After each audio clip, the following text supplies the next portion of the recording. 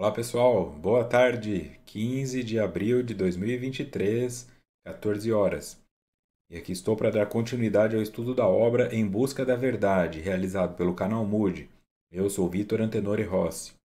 Estamos no encontro de número 11, capítulo 3.2, Voltar para casa. Em casa, no conhecido lugar de desenvolvimento dos valores profundos do ego e da afirmação do self, existe alegria em razão da simplicidade, dos recursos que propiciam a saúde e o bem-estar, mas também pode asfixiar ou afligir por falta de liberdade total em que se possa expressar. Quem já viajou sabe que não importa quão bom seja o local em que você está, em algum momento você sente vontade da sua casa. Pode ser o quarto da sua mãe, pode ser uma kitnet ou pode ser uma mansão.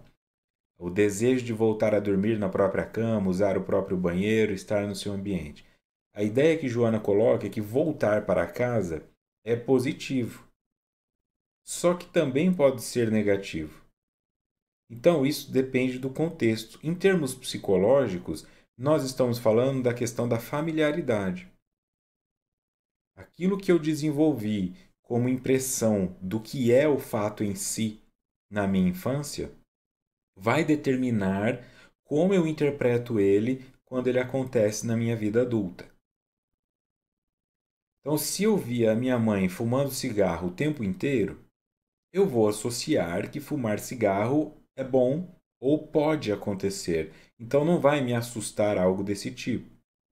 Se eu via minha mãe pegando dinheiro da carteira do meu pai, eu vou associar que tirar dinheiro da carteira do outro é familiar. Né? Só que ao mesmo tempo, então, se eu via minha mãe se defendendo, se eu via minha mãe cuidando de si mesma e às vezes tirando um tempo para ela, eu também não vou me sentir culpado quando eu tiver filhos e que quiser tirar um tempo para mim. Olha, hoje eu vou chamar a babá, hoje vocês vão ficar com a sua avó e eu vou fazer uma viagem sozinho. Eu vou fazer uma viagem com a sua mãe, com seu pai, porque nós vamos fazer uma outra coisa. Entende? É esse processo.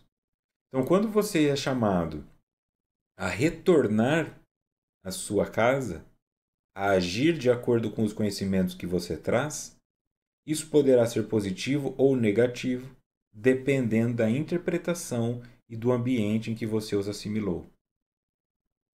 Lugar de desenvolvimento dos valores profundos do ego e da afirmação do self, porque ninguém é fora de casa o que é dentro de casa. Não existe um lugar onde nós somos mais honestos do que dentro de casa. Eu estou falando aqui da representação das escolhas, tá? Porque você pode ter, de repente, uma mulher que é casada com um cara um pouco mais ciumento, e aí dentro de casa ela tem que fingir ser diferente do que ela é. Às vezes no trabalho ela é uma pessoa simpática, conversa com todo mundo, mas quando ela sai com o marido ela não fala oi pra ninguém, porque ela não pode ver, não pode que ele veja quem ela é. Tá? Então, o casa para ela é o trabalho, é onde ela se sente em casa. É aí onde você vai começar a fazer essa leitura então. Aonde você se sente em casa? Tem gente que vai dizer quando eu estou no trabalho, quando eu estou dirigindo, quando eu estou sozinho, quando eu estou na banheira, não importa. Esse é o local onde você se sente em casa. Com os meus amigos fazendo algum esporte, o tempo passa voando. Esse é o local que você determinou que é estar em casa. E aí, naturalmente, você não vê a hora de chegar lá. Se você fica uma semana sem praticar esporte com seus amigos, você já começa a sentir um desespero de querer fazê-lo. Ali eu sou quem eu sou. É o amigo que eu posso ser isso, que eu posso ser aquilo, que eu posso fazer a piada, que no outro lugar é politicamente incorreta. Existe alegria em razão da simplicidade, porque o simples é isso, eu ser o que eu sou, eu não colocar acessórios.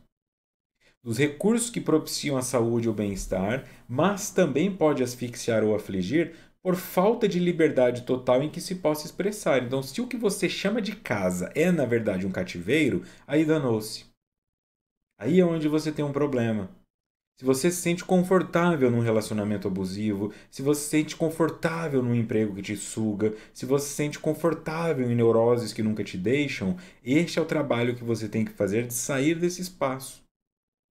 Porque você chama isso de conforto Porque você associou isso como uma única resposta ou como uma resposta que te foi dada por pessoas que você amava. Então isso foi internalizado por você como uma linguagem de amor. Mas é tóxico. Por mais que você ache que isso é gostoso, como o toxicômano acha que a cocaína é gostosa, quando você parar de fazer isso, você sentirá abstinência e terá uma dor, um desconforto. Mas quando passar esse estágio de desintoxicação, você vai experimentar uma sensação que nunca teve. E vai entender aí que o que você tinha era tóxico. Não se pode ser livre in totum, ou seja, na totalidade, em razão dos limites impostos pelas leis e mesmo pelo organismo, que de alguma forma é um ergástulo necessário para a evolução, a prisão. Esse pai, no entanto, deseja a felicidade do filho. Ele pode estar configurado no superconsciente, em expectativa agradável de que tudo será resolvido. Subconsciente é aquilo que está abaixo da minha consciência, superconsciente é aquilo que está acima dela. Né? Seria uma relação de eu superior, seria a relação assim, do terceiro olho, na meditação, quando eu uso o ayahuasca. Não é? No momento em que eu tenho acesso a uma informação maior do que aquela que eu pareço saber, eu estou no superconsciente. Então eu estou colocando esta imagem como algo positivo. Segundo Joana, liberdade total nós não podemos ter. Porque as leis nos colocam limites, o tanto de música que você quer ouvir, na altura que quer ouvir, a velocidade que você quer dirigir. E mesmo pelo organismo. Eu quero jogar basquete na NBA saltando 3,15 m. Não posso. Então não adianta eu falar que eu sou completamente livre. Algumas pessoas não são. De alguma forma, o organismo é uma prisão necessária para a evolução, segundo Joana. Então eu tenho que pensar, por que uma prisão seria necessária? Quando nós falamos, vamos prender o indivíduo, a ideia, a ideia de como deveria ser, né? Não a ideia de como é. Qual que seria o objetivo de uma prisão? A reforma. Porque se não houvesse a ideia de que o indivíduo pode se reformar, nós só teríamos a pena de morte. Se alguém determina que se ele ficar 7 anos, 8 anos, 10 anos por este ou por aquele crime, então esse alguém está dizendo este é o tempo necessário que ele terá que ficar de castigo para refletir no que ele fez, e isso poderá promover nele uma mudança, por isso nós daremos para ele depois uma liberdade condicional. Vamos ver se você realmente se reformou, até que a liberdade seja dada em definitivo. Então, a prisão do corpo físico é um espaço para que nós entremos em contato com alguma coisa. Mas que coisa é essa? Depende das limitações que o seu corpo físico te coloca. Se você tem uma doença na perna que te impede de andar, se você tem uma deficiência na cabeça que te impede de pensar ou de ter autonomia, se você tem uma diferença no coração que te impede de fazer esporte ou até de ter uma relação sexual, por que você está privado disso? O que a ausência disso te obriga a olhar? E também reverte isso para a questão dos seus talentos. Por que você consegue pintar um quadro como ninguém? Por que você consegue ler as coisas como ninguém? Qual que é a função disso? Porque o nosso benefício também vira uma prisão. Não era uma prisão para o Chico Xavier o bem que ele fazia? Não era uma prisão para Jesus o bem que ele fazia?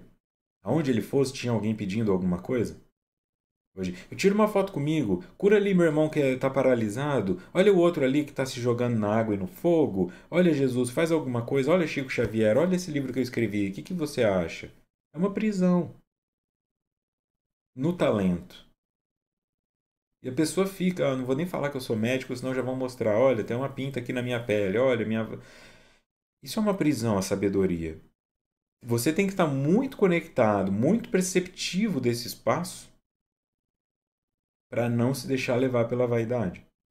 Então, se você diz eu quero ser famoso, porque eu quero o dinheiro da fama, eu quero que as pessoas me idolatrem, esteja preparado para que elas te idolatrem quando você está saindo do banheiro, quando você está indo comprar pão, quando você está descendo do seu carro, quando você está brigando com a sua namorada.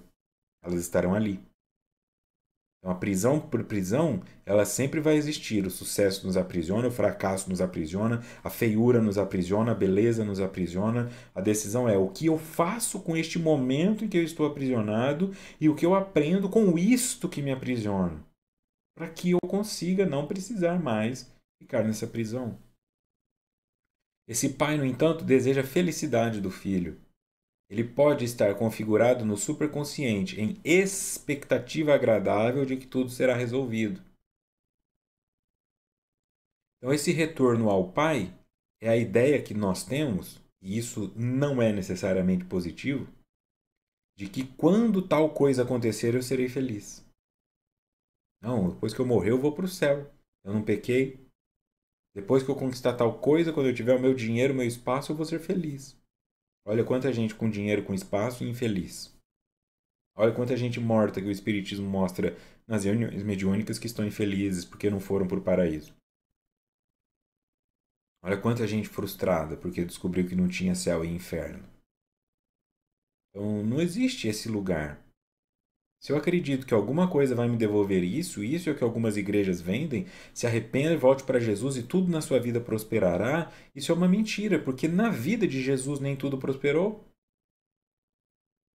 Ele morreu, ele foi assassinado, ele foi espancado, ele se irritou com os vendilhões do templo, ele se irritou com os apóstolos porque ficavam chamando ele para tudo, que nem aquela criança que fica: mamãe, mamãe, mamãe. Os apóstolos eram assim: Jesus, Jesus, Jesus. E aí Jesus fala: pelo amor de Deus, vocês não entenderam ainda como é que faz? Vai e faz sozinho, cara. E quando eu for embora, vocês vão fazer o quê? Então nem tudo que Jesus fez prosperou também.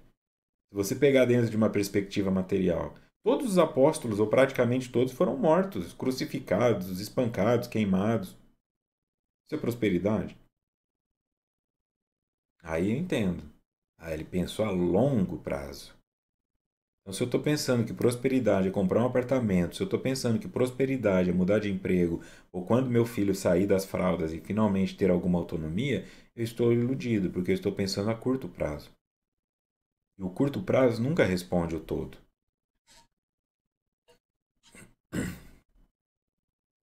Ok? O filho, não sendo censurado, não sente vergonha, não experimenta constrangimento, mas aquele pai misericordioso também não reclama da conduta do outro filho ciumento, em difícil trânsito da adolescência para a vetustez da maturidade, porque a dor que experimenta já é uma forma de punição em referência à sua conduta. Vetustez é velhice, mas é também sabedoria. Ela está falando assim do filho que volta, e ele não é censurado nem julgado pelo pai. Então, esse é o momento em que nós olhamos assim: ok, eu fiz escolhas que me trouxeram até aqui, e agora? Se eu fico me chicoteando, nunca termina. A prisão já te foi dada, o corpo já é a prisão. Você não precisa falar assim: eu quero ir para a solitária. Não precisa ir para a solitária. Você já está preso. Não precisa ficar se martirizando, se culpando, se julgando mais ainda. Você já foi julgada. Isso que você é hoje é o resultado das suas escolhas. Gordo, magro, feio, bonito, careca, cabeludo, de óculos, sem óculos, cego, não cego. Esses são resultados das suas escolhas.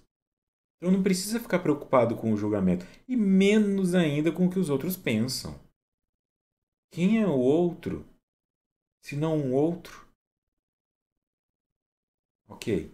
Então eu não vou ficar aqui me lamentando pelos erros. Ah, é porque que aos 20 anos eu não fiz faculdade. Ah, eu estava vendo o senhor ali de 88 anos acabando faculdade. Você não fez porque não fez. Você não fez porque aos 20 anos esse não é o caminho que brilhava mais para você. Você não fez porque você não tinha maturidade para compreender aquilo agora. Mas se você ficar chorando aos 40 pelo que não fez aos 20, aos 60 estará chorando porque ficou chorando aos 40. Então para de chorar. Não engole o choro. Para de chorar. Já foi. Não se julgue, se acolha como o Pai Misericordioso fez, coloque as vestes, coloque o calçado, coloque a joia, né? Faça a festa, celebre com todo mundo. É isso. Isso é o que eu tenho. Arrebentado, lascado, mas é o que eu tenho. Então daqui para frente eu vou começar novas escolhas. E ele também não reclama da conduta do filho que fica. E o filho que fica ficou ciumento. Porque ele entende que ele está em trânsito da adolescência para a sabedoria da maturidade. Então, ele não tem como perceber o todo agora, porque a dor que experimenta já é uma forma de punição em referência à sua conduta. Olha que coisa bonita. Não a dor, né? Mas a ideia. Essa já é a punição. A tua neurose já é a sua punição. Você não consegue dormir por causa da sua culpa. Isso já é a sua punição.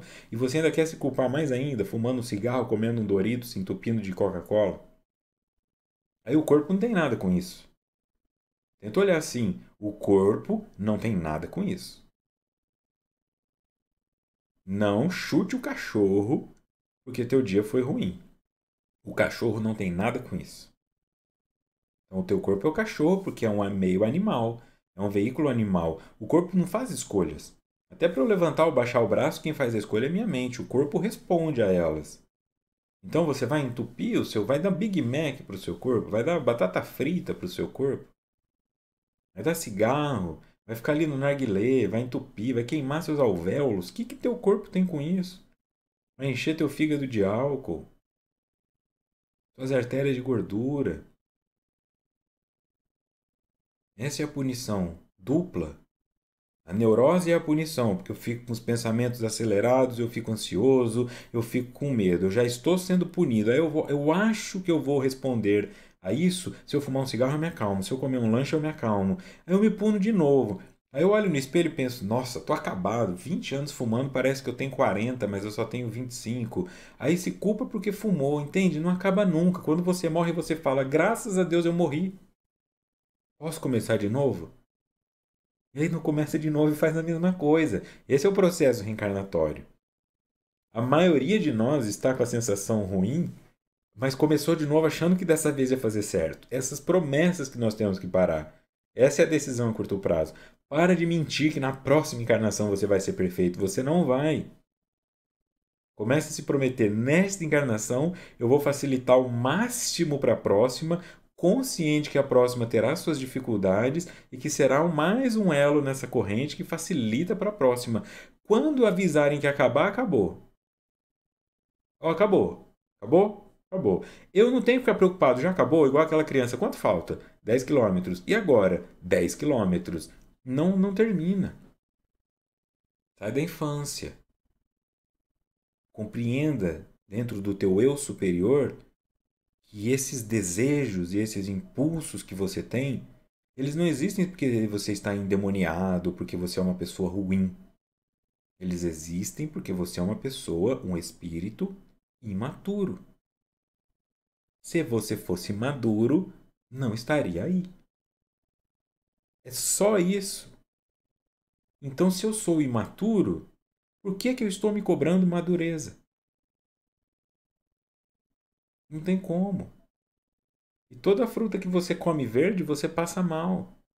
Come uma banana verde para ver o que acontece. Só a jaca verde que dá para fazer comida vegana. Mas vai comer as coisas verdes. Elas não são feitas para serem comidas. É a natureza dizendo: não mexa nisso agora porque isso não está pronto. E você está aí tentando se dar para o outro. Não, já estou pronto, casa comigo. Eu vou cuidar de você. Eu vou dar conta de tudo. Vamos ter um filho junto. Aí você não dá conta. Tira essa criança de perto de mim. Eu me arrependi de casar com você. 300 de pensão é muito. Entende? Essa é a história humana. Pessoas que se venderam como maduras e eram verdes. Então, quando eu aceito que eu sou verde, eu não me cobro. E eu entendo que naturalmente eu vou crescer se eu parar de ficar neurotizando cada passo que eu dou, psicologizando tudo.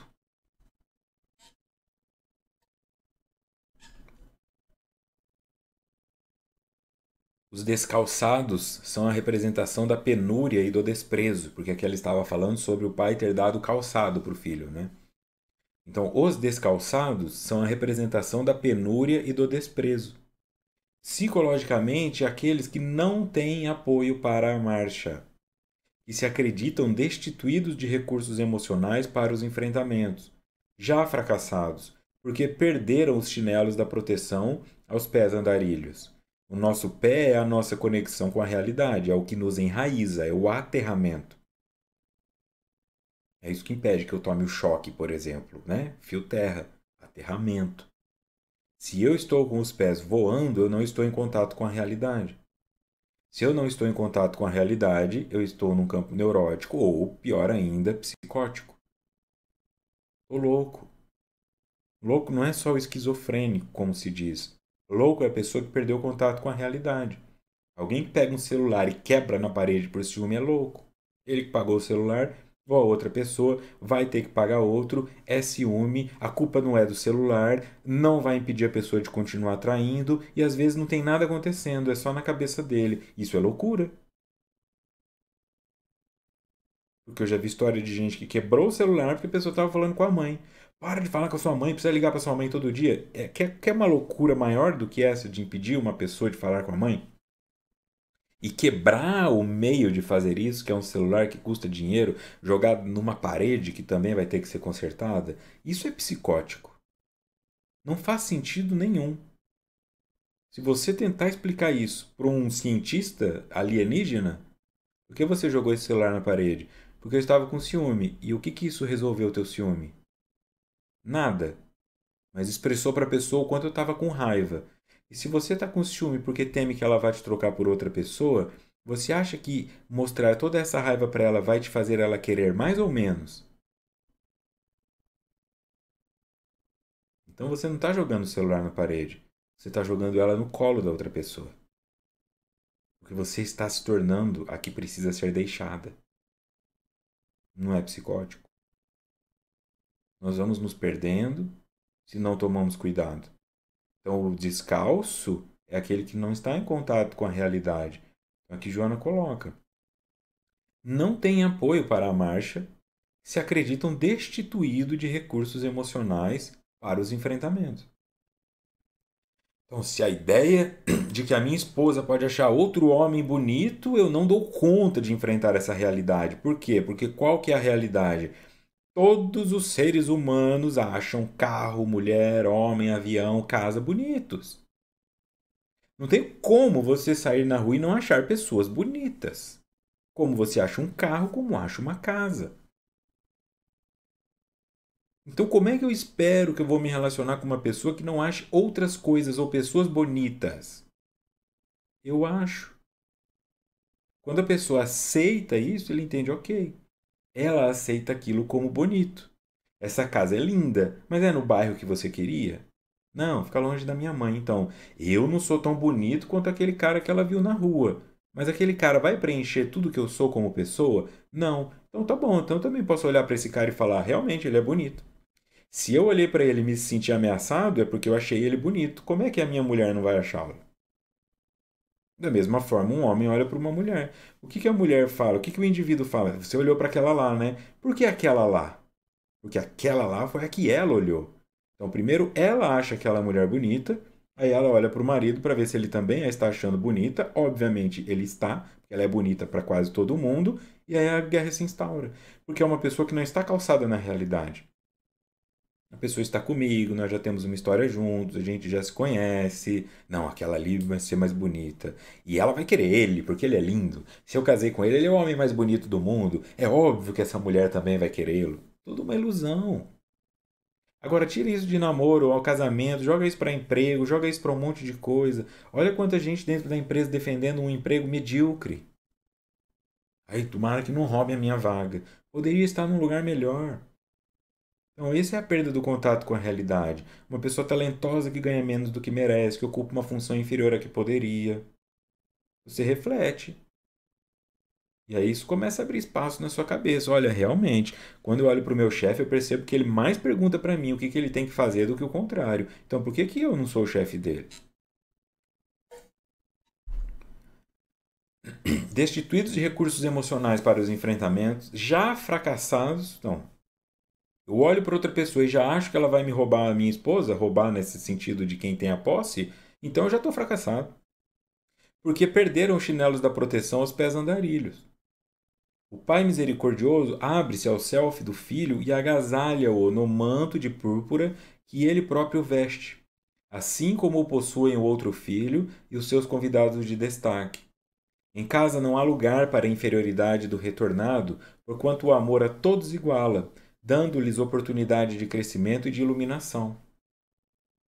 O pai abre-se ao self do filho, então ele o aceita como ele é e o agasalha no manto da púrpura, no manto de púrpura que ele próprio veste, assim como possuem o outro filho e seus convidados de destaque. Então, assim, isso na parte que eu tenho já existe. O que vem de fora é integrado e recebe o mesmo tratamento. É isso que João está dizendo. Que eu, como Pai misericordioso, eu, como consciência superior do que eu sou, como eu divino, eu tenho que acolher a minha virtude e o meu vício da mesma forma. Porque aquilo que eu nego cresce selvagem. Eu cresço selvagem. Olha o que é um cachorro sem orientação de um humano amoroso. Vai ver o que é um lobo. É este espaço. Então eu preciso olhar para o meu vício, senão ele vai crescer selvagem. Ele começa a tomar outras áreas da minha vida. É uma compulsão por jogar videogame quando é criança, que vira masturbação na adolescência, que vira cigarro, que vira infarto aos 40. Cresceu selvagem, não foi olhado. Quando aquilo é olhado, quando está aparecendo, isso vai sendo tratado, trabalhado, assumido, conversado. Tenta uma coisa, não funciona, tenta outra, não funciona, mas ele não cresce selvagem. Eu não posso ficar negando as minhas imperfeições. Eu não posso ficar negando a minha feiura. Eu não posso negar a beleza dos outros. Tem gente mais bonita, mais talentosa, mais atraente. Paciência. E pode ser sim que uma delas entre no caminho da pessoa com quem eu estou e desvie o caminho dela. Eu tenho que enfrentar a vida e a vida fala disso. A vida fala de coisas que funcionam e coisas que dão errado. A vida fala de bodas de ouro e de traições e de solidões. Se eu fico querendo estar só na parte do outro, quem vai ocupar o papel do solitário? Quem vai ocupar o papel do traído? Quem vai ocupar o papel da bodas? Alguém tem que ocupar esse papel. Não dá para todo mundo fazer 50, 70, 90 anos de casado. Senão não significa nada. Não dá para todo mundo ser solitário. Senão é uma espécie extinta. Qual é o papel que me cabe ocupar e onde eu fico confortável? Essa é a única resposta que eu posso dar. Todo o resto é especulação. É projeção minha, é hipótese que eu crio de como o outro pensa, de como o outro vive o mundo. Não se iluda que existe um lugar melhor. Você pode estar lá conversando com as pessoas. Olha, vocês fizeram 50 anos de casado. E eles falam: Meu Deus, me tira daqui. Com 30 eu já queria ter ido embora. Não sabe. Você não sabe. Pode ser aquele que com 50 pensa: Eu fico triste de fazer 50 porque eu sei que nós já estamos velhos e logo vamos morrer. E eu queria mais 50 com ela. Tem todo tipo. Cabe a você determinar qual é o seu. Parar de ficar fantasiando que o do outro é melhor ou pior.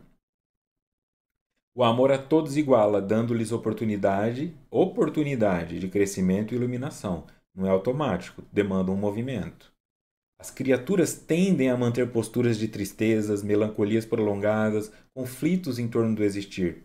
Mesmo quando tudo convida à reflexão da alegria, desde um botão singelo de rosa que desabrocha aos beijos cálidos do sol, à magnitude gloriosa do nascer do dia.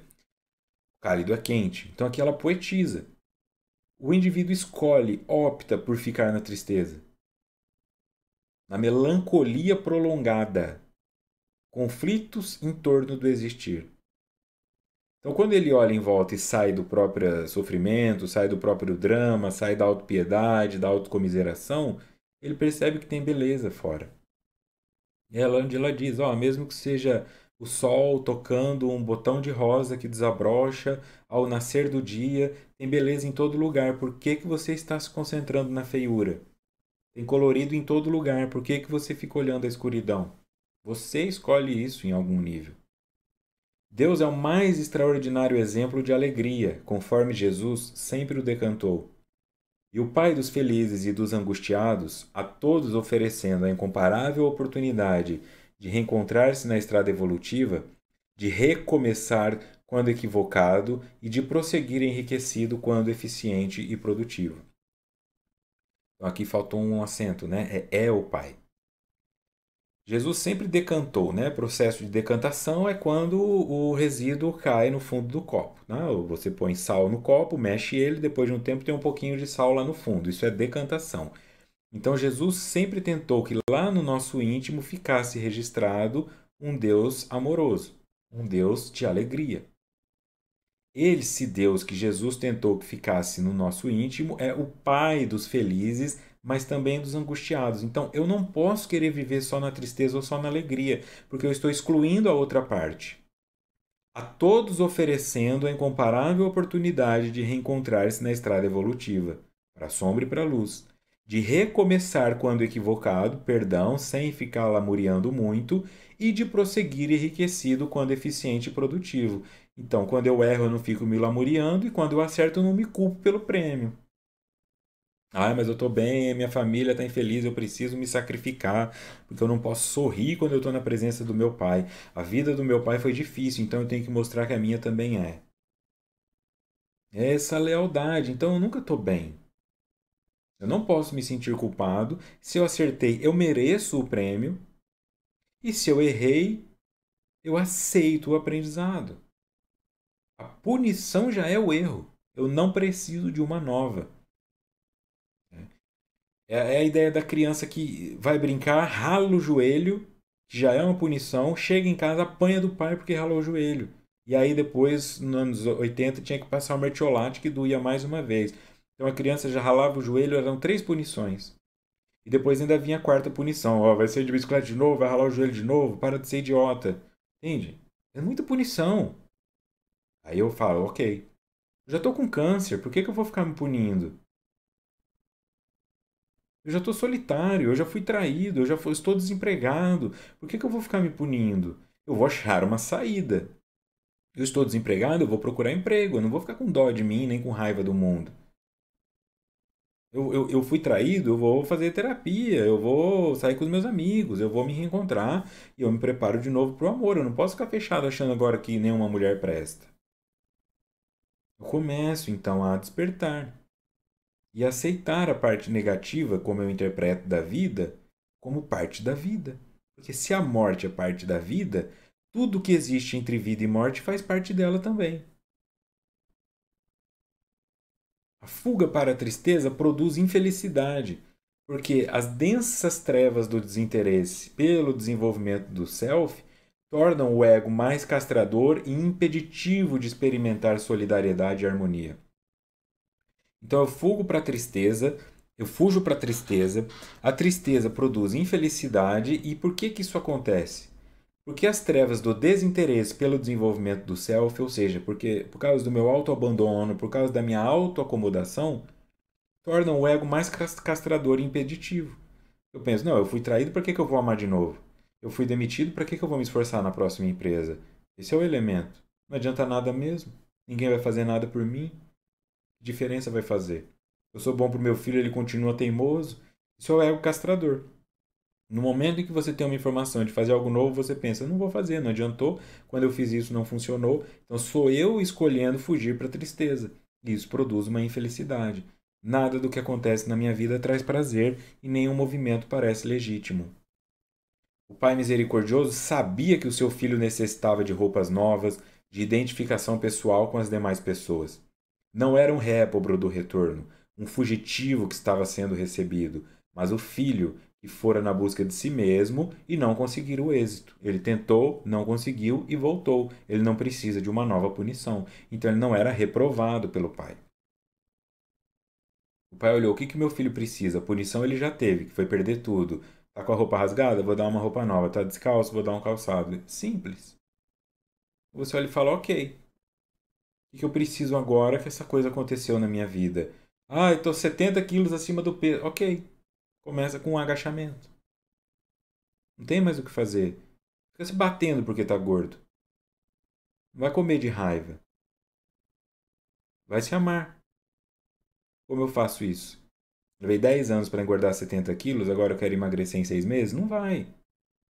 Se você levar mais 10 anos para emagrecer os 70, tá tudo bem. Só que se você fizer nada, isso não vai se resolver. Se você ficar se odiando, você tem 70 quilos a mais de células para acumular em seu ódio. um monte mais de água para acumular seu ódio. O que você está construindo com isso?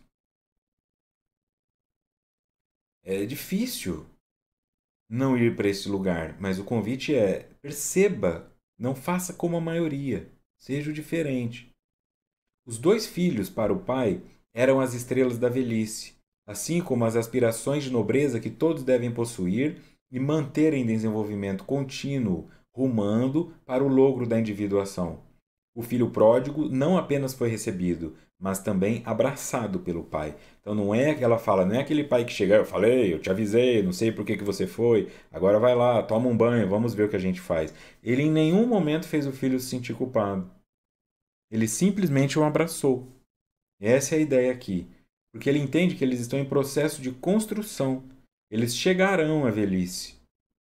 Eles aspirarão às coisas, mas eles ainda não estão. Eles rumarão o logro da individuação, ou seja, tornarem-se um indivíduo, indivisíveis. Se eu fico separando a minha feiura de mim, eu não sou um indivíduo. Então ela cresce selvagemente, e aí eu não consigo ter controle sobre ela. Quando ela está grande demais, é a cobra que eu crio e me pica. Trabalhar pela fusão desses antagônicos eus constitui o desafio psicológico da busca do estado luminoso, no qual não há espaço para sombra alguma, suspeita injustificável, aceitação de tormento ou de conflito. Então, se você está assistindo só esse estudo isolado porque alguém te indicou, se você não entende esses termos, os termos que eu não estou explicando é porque eles já foram explicados em encontros anteriores. Esse é um estudo de ponta a ponta do livro, tá? Então, luminoso, sombra, agora fica mais fácil para quem passou pela fase teórica do começo. Nós podemos ir eu posso ir nesse espaço mais de divagações e reflexões mais profundas e menos teóricas. Por isso, há uma sensação também de dinâmica diferente no estudo. Eu não tenho que explicar isso. Se você ficou em dúvida, volta nos estudos e dá uma olhada nesses pontos específicos. Fundir esses antagônicos que eu rejeito, né? Antagônico é aquilo que é o oposto, o antagônico do bonito é o feio. Eu preciso que os dois sejam fundidos, né? Então eles estejam integrados, eles sejam um indivíduo, não possam mais ser divisíveis. É o desafio psicológico para que eu alcance esse estado de plenitude, de conexão com o sagrado, de sensação de pertencimento ao todo. E aí não há espaço para sombra alguma. Suspeita injustificável, aceitação de tormento ou de conflito. Estou consciente. Não, isso aqui é meu. Não tem um pedaço que eu não sei de onde vem. Isso é meu. É feio, mas é meu. É torto, mas é meu. Então eu consigo olhar para essa tortura, ou tortice, né, e aceitá-la. Então, o que é torto não me tortura, vamos dizer assim. É só torto. Eu consigo ver beleza nisso. Então, eu olho um animal e penso, olha esse animal, ele tem 7 cores, o cachorro tem uma bola preta no olho, depois o rabo é marrom, e eu acho ele lindo. Por que que eu não posso fazer isso com o ser humano? Por que que eu não posso fazer isso comigo? Por que que eu tenho que ter pedigree? Por que que todo mundo tem que ser husky? Vira-lata é bonito. Então, nós somos vira-lata, porque é um pedaço de cada pessoa. É um pedaço do meu pai, da minha avó, da sociedade, do país em que eu cresci. Nós somos esse vira-lata, esse Frankenstein, assim. O que nos anima é o nosso self. Quando eu olho e penso, tá bom, tá bom. Então eu herdei a inteligência da minha mãe, mas junto veio a depressão dela. Você vai fazendo essas ligações e aceita. E eu vou deixar o que para o próximo? Eu vou diminuir isso em mim, porque também é meu papel melhorar a espécie humana. Então eu faço o melhor para mudar quem eu sou, para ressignificar, ir alterando aos poucos o meu DNA, e aí eu transmito isso mais evoluído para a próxima geração. Porque isso fica registrado na memória celular. Se você fez esporte, se você fez terapia, se você lê, se você meditava, seu filho já nasce com isso como uma semente dentro dele. Então pensa onde nós chegaremos em 1000 anos. Se eu fico com raiva e morro o que eu era, o próximo só é mais do mesmo. É o nosso papel também melhorar a genética. No inconsciente individual, quando alguém se recusa ao autoconhecimento, provavelmente está negando-se a futura paternidade e maternidade que a vida impõe, seja sob o aspecto biológico ou afetivo. Não apenas é genitor aquele que reproduz, mas também quem ensina, quem educa, quem se responsabiliza e guia, numa patermaternidade espiritual de longo significado, que muitas vezes se torna mais representativa do que a biológica. Se meu filho não nasceu, eu ainda sou o filho, simbolicamente. Então, no inconsciente individual, isso não é do coletivo, é o indivíduo. Quando eu, o indivíduo, me recuso ao autoconhecimento, eu estou negando a futura paternidade. Porque se eu não quero crescer, eu fico na posição de filho, que é vítima do que os outros fizeram com ele. Quando eu escolho crescer, aí eu começo a dar frutos, que é a paternidade e maternidade, seja biológico ou afetivo. Eu me torno uma pessoa mais carinhosa, eu me torno um escritor de um livro, ou eu me torno pai de uma criança, ou eu começo a adotar cachorro abandonado. Eu começo a fazer um movimento onde as pessoas recebam algo de mim, eu não fico só na posição de quem recebe. Porque não é genitor só o que reproduz, mas quem participa do processo de educação e construção. Então, enquanto eu não for o genitor da minha criança ferida, eu nunca me tornarei pai. Eu posso engravidar minha mulher, ela pode ter um filho meu, mas eu vou olhá-lo como se fosse um irmão mais novo. Eu não serei pai dele. Eu posso ser amigo, irmão mais novo, inimigo, mas pai eu não vou me sentir, porque eu vou ter raiva dele, eu vou ter ciúme dele, eu fico chateado que ele está tirando a minha esposa de mim. Ah, a gente ia ter um negócio aqui na cama, ele chorou, mas essa criança só chora. Eu não vou perceber que não é o filho dela. Eu vou achar que é o filho dela, eu não vou perceber que é meu. E isso acontece muito, né? Se pedir para deixar nos comentários aqui, eu sei que vai ter muitas dizendo que passam por isso. Muito mais mulheres do que homens, mas alguns homens também. Quem se isola na tristeza, negando-se a claridade da alegria e a música do júbilo, encarcera-se na soledade, sem reproduzir-se em afeto ou em dedicação, podendo ser considerado conforme a parábola da figueira que secou, muito simbólica em relação às vidas ressequidas, não produtivas, que se tornaram inúteis. Então, se eu faço esse movimento dito lá atrás, de me isolar na tristeza, olha, eu me isolo na tristeza. Fita isolante não permite que a eletricidade seja conduzida. Se eu me isolo na tristeza, eu estou me isolando da alegria. Eu nego a claridade da alegria e a música do júbilo.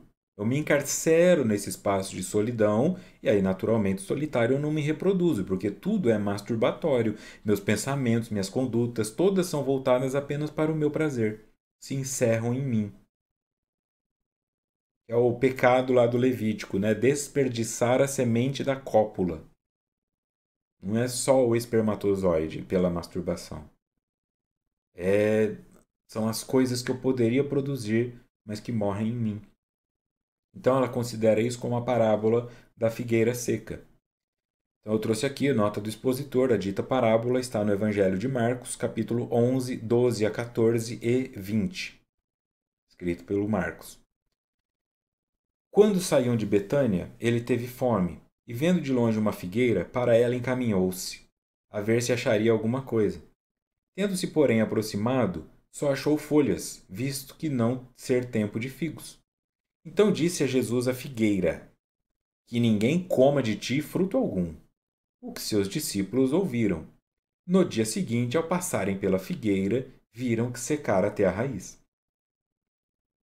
Herbert Schutel, ele fez um estudo sobre isso e ele entende que tem vários pontos da Bíblia, pelo espaço onde eles estavam ali em Betânia, e esta figueira ela aparece mais de uma vez no relato dos apóstolos.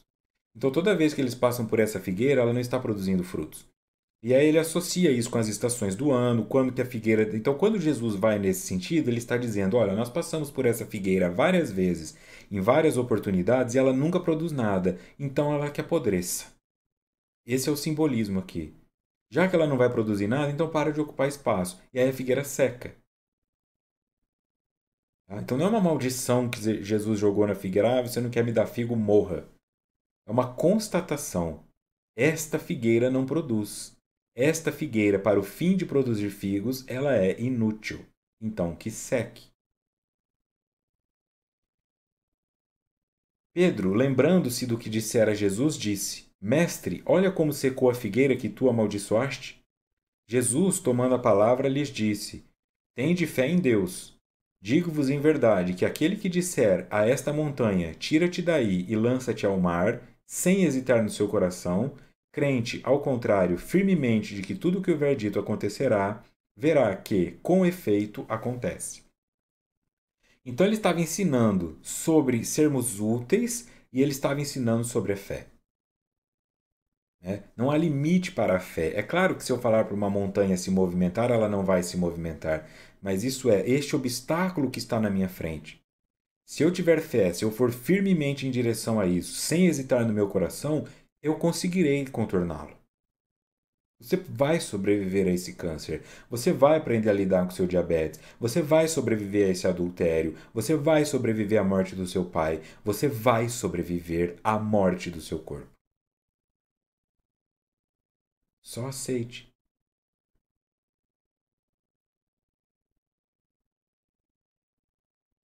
Continuando na nota do expositor, agora no Evangelho segundo o Espiritismo, capítulo 19, Parábola da figueira que secou, Allan Kardec.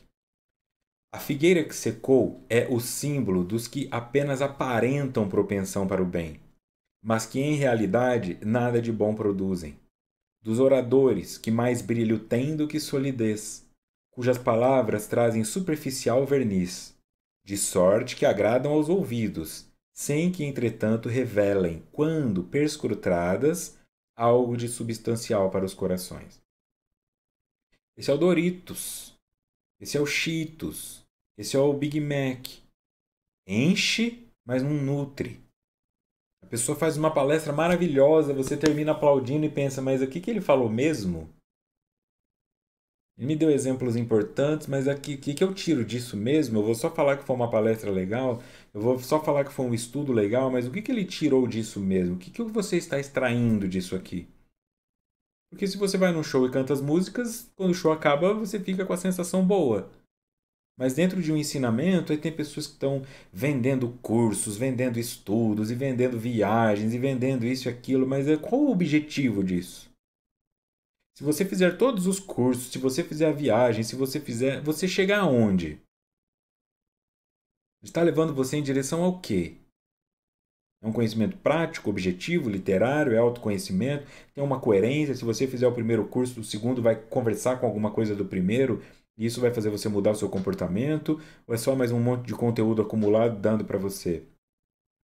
O Sadhguru diz que nós admiramos aquelas pessoas que falam coisas que nós não entendemos. E esse é o que determina os líderes, principalmente os religiosos. Quanto mais incompreensível for um indivíduo, mais admirado ele é. Esse cara deve ser muito sábio, porque ele fala algo que eu não entendo.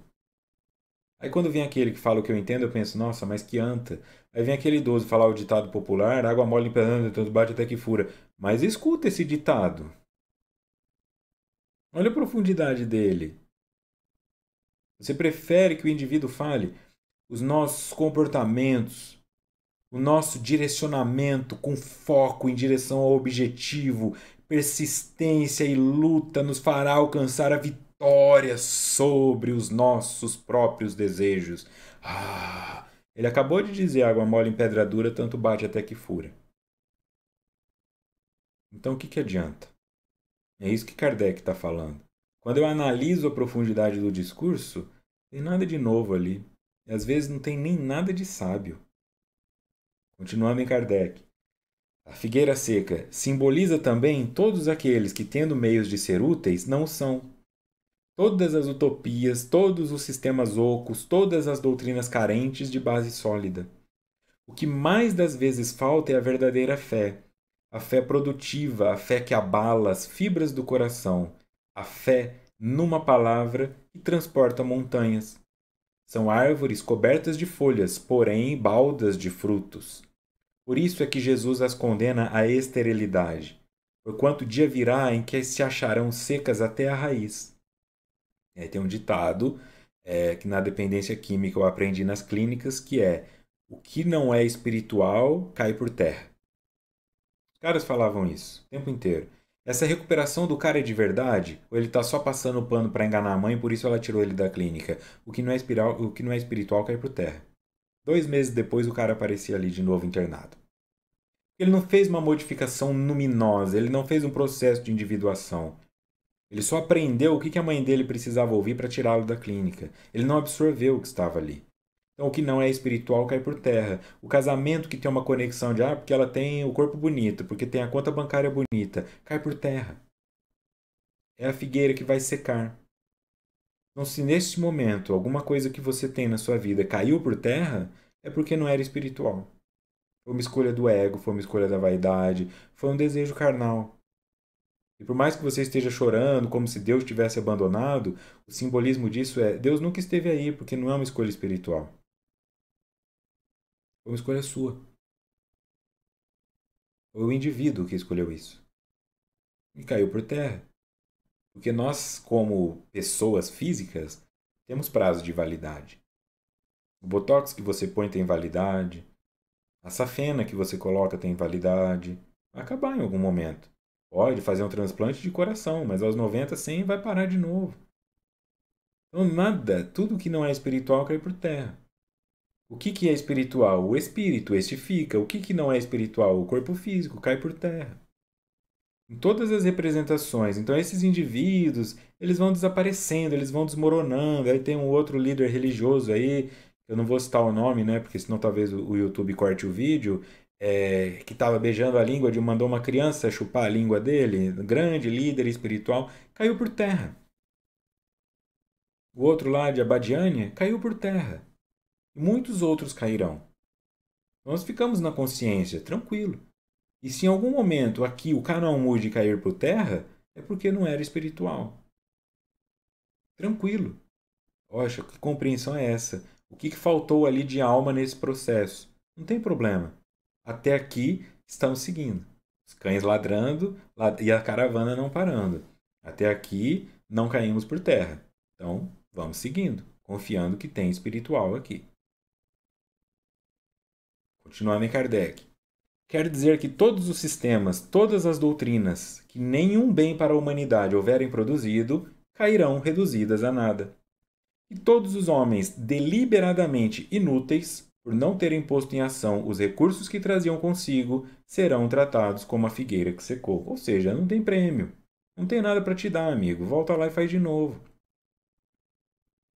Servir não é ser submisso. Servir é servir para algo. Seja um servidor. Servidor de Jesus não é alguém que obedece a Jesus, é alguém que serve a Jesus. Jesus, o que você precisa? De um balde de água? Quer que eu varra a casa? Ou quer que eu vá lá curar o leproso? Eu vou, eu sirvo para teu propósito. Mas as pessoas internalizaram servidão como submissão. Não sirva a ninguém. Seja senhor do seu próprio destino. Nós temos que servir um ao outro. Eu estou servindo a vocês prestando esse estudo. Joana nos serviu escrevendo o livro. Divaldo nos serviu permitindo que Joana escrevesse através dele. A editora nos serviu publicando ele. Nós estamos nos servindo. Não tem nada de humilhante nisso. É uma troca. Todos nós saímos ganhando quando nós servimos a alguma coisa, quando não somos inúteis, como temos uma utilidade. Voltando em Joana. Esse crescimento na direção da paternidade, maternidade, independe de cultura, de posição social, de recursos financeiros, por tratar-se de amadurecimento interior, de reflexões profundas que se derivam das experiências existenciais nas mais diferentes expressões da reencarnação. Então não tem a ver se eu sou pobre, se eu sou rico, se eu sou preto ou se eu sou branco, não tem a ver se eu nasci no Brasil ou na Somália. Esse movimento de maternidade e paternidade não tem nem a ver se eu sou hétero, cis, trans, isso não tem a ver se eu tenho genitália ou se eu não tenho. Tá? É um amadurecimento interior. Reflexões mais profundas. Então eu não fico pensando, eu sou bonito ou feio, eu vou pagar a conta do mês que vem ou eu não vou para. Eu estou servindo a quê na existência? Que tipo de vizinho eu sou para os meus vizinhos? Que tipo de membro eu sou para a minha família? Quem eu sou naquilo que eu acredito? E derivam das experiências existenciais nas mais diferentes expressões da reencarnação. Só que se eu fico fazendo mais do mesmo, eu não tenho experiências diferentes. Se eu não tenho experiências diferentes, eu não tenho reflexões além das que eu já tenho. Eu tenho sempre que buscar alguma coisa nova. Não como um louco, uma por dia, mas eu tenho sempre que buscar Peraí, estou muito seguro nesse pensamento. Tem uma opinião contrária a ele? Deixa eu dar uma lida para ver o que eles falam. Quando se deseja paz mediante lutas, alegria entre vexames e queixas, somente brumas e sombras surgem empanando o sol da vida. A volta para casa é inevitável, porque todos retornarão ao país longínquo ou próximo da espiritualidade de onde se veio para a experiência de crescimento e desenvolvimento do Deus interno. Para quem está no áudio, Deus interno está com D minúsculo. Então ele está falando de uma separação aqui, não é Deus. Deus interno é este que rege a mim. Eu, pai, mãe de mim. Então, se eu desejo paz mediante luta, né, aquele que vive pela espada morre pela espada. Se eu quero alegria entre vexames e queixas, né, então além de eu vou ficar fazendo piada com a desgraça do outro, ou eu vou ficar fazendo piada de eu sou não sei o quê, somente brumas, né, brumas de Avalon, assim, é como se fosse aquela névoa, aquela nuvem muito densa, e sombras surgem empanando o sol da vida, ou seja, o sol continua lá, eu é que não vejo. Por isso é a ideia da fita isolante. Eu me isolo da alegria. Eu me isolo da paz. Porque eu estou em guerra, porque eu estou triste. A volta para casa, segundo Joana, é inevitável, porque, como espíritos, no momento do desencarne, nós retornaremos à espiritualidade. Nós viemos para que, então, encarnar no corpo? Para a experiência de crescimento e de desenvolvimento do Deus interno. Esse é o meu objetivo, esta é a utilidade, esta é a função. Se eu não estou fazendo isso, eu estou mais perto de ser uma figueira seca. Se eu não estou crescendo e se eu não estou desenvolvendo o Deus interno, ou seja, desenvolvendo, tornando ele mais amoroso, não essa criança magoada que quer punir tudo, pôr fogo em tudo, matar tudo e a mim mesmo. Ele não é um Deus amplo que perdoa, que acolhe, que reconhece primeiro a mim. Então eu não estou fazendo o trabalho que eu vim fazer. É uma vida infrutífera, é uma vida estéril. Mesmo que você tenha 7 filhos. Nesse desenvolvimento interno é estéril. Transgrida-se ou não o compromisso de respeitar os tesouros de que se dispõe. A volta é inevitável, porque essa é a finalidade existencial do processo imortalista. O ser humano é construído para a plenitude do self após as inevitáveis experiências de ida e de volta para casa.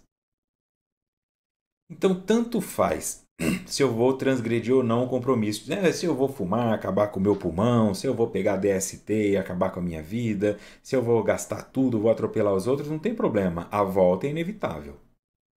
Ou seja, você voltará para casa. Se você vai voltar dirigindo um carrão falando, olha pai, multipliquei o que você me deu, conheci uns lugares legais e agora eu quero te levar, ou vai voltar esfarrapado, pelo amor de Deus, pai, deixa eu dormir na casa dos empregados, é você. Não é você na sua relação com Deus, é você na relação com a sua consciência. Neste momento, se você desencarnar hoje, agora, você volta para o mundo espiritual levando o quê? Na porta de um abrigo, no umbral, pedindo para que te deixem entrar? Ou você entra com um monte de gente te recebendo e falando, sentimos saudade de você, belo trabalho você fez, olha aqui as pessoas que você ajudou, elas querem te abraçar. Então, ninguém ganha isso assim, de graça. É mérito. Você determina em que lugar você estará quando você voltar para casa. Depende do que você está fazendo agora com o tesouro que te foi dado. Este corpo que vale milhões em órgãos, essa engenharia maravilhosa, essa inteligência que pode produzir um monte de coisa boa para si e para o outro, o que você está fazendo com isso? Porque, segundo Joana, nós, como seres humanos, somos construídos para a plenitude do self. Plenitude é integração, é individuação, é o todo, é pleno. Após as inevitáveis, ou seja, o processo reencarnatório é compulsório, eu vou reencarnar, querendo ou não, de ida e volta para casa. Eu estou aqui, seria a ida. Quando eu desencarno, é a volta para casa. Aí eu venho de novo, talvez no Afeganistão, talvez nos Estados Unidos, talvez no mesmo lugar, talvez no corpo feminino, talvez com 1,90 m de altura, não sei. E aí é onde eu vou tirando. Ok, neste corpo feminino com 1,90 de altura, o que que eu posso aprender? Neste com 1,50, o que que eu posso aprender? Neste país, assim é que eu vou criando novos argumentos e novas reflexões para o meu espírito e me desenvolvendo como self. Próximo encontro, 22 de abril, capítulo 3.3, Amar para ser feliz. Muito bom, né? Muito obrigado mais uma vez, novamente, pela companhia de vocês. Obrigado pelo respeito, obrigado pelo carinho que deixam nos comentários, pelas reflexões que compartilham também. Nos vemos na quinta-feira no estudo O Livro dos Médiuns ou no próximo sábado. Grande abraço e muita paz.